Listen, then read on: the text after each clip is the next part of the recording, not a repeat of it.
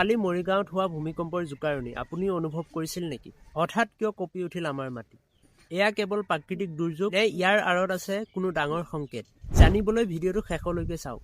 Kali morning 4:17 AM মানে ৰাতিপুৱা 4:17 মৰিগাঁওক কেন্দ্ৰ কৰি এটা 5.6 প্ৰাবল্যৰ ভূমিকম্প হৈ গ'ল। ইয়াৰ প্ৰভাৱ সমগ্ৰ অসমতে পৰিছে। Bangladesh, Nepal, India, Myanmar, Bhutan and China সকলোতে ইয়াৰ প্ৰভাৱ পৰিছিল আৰু এই ভূমিকম্পটো মৰিগাঁৱৰ পৰা 14 কিলোমিটাৰ দূৰত সৃষ্টি হৈছে।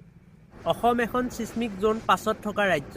ইণ্ডো-অষ্ট্ৰেলিয়ান প্লেট আৰু ইউৰেছিয়ান প্লেটৰ মাজত হোৱা সংঘৰ্ষৰ বাবেই এই জোকাৰণিৰ সৃষ্টি হৈছে। ভূমিকম্পৰ সময়ত drop, cover and hold on পদ্ধতি গ্ৰহণ কৰাটো কিমান জৰুৰী সেইটো আমি কাৰিকৰীভাৱে বুজিব লাগিব। টেকন'লজিৰ যুগত আমি আগতীয়াকৈ সতৰ্ক হোৱাটো সম্ভৱ। আপুনি ভূমিকম্পৰ সময়ত ক'ত আছিল? কমেণ্ট কৰি জনাওক। আৰু এনেকুৱা ইনফৰ্মেটিভ ভিডিঅ'ৰ বাবে মোৰ চেনেলটো ছাবস্ক্ৰাইব কৰি বেল আইকনটো অল কৰি ৰাখিব।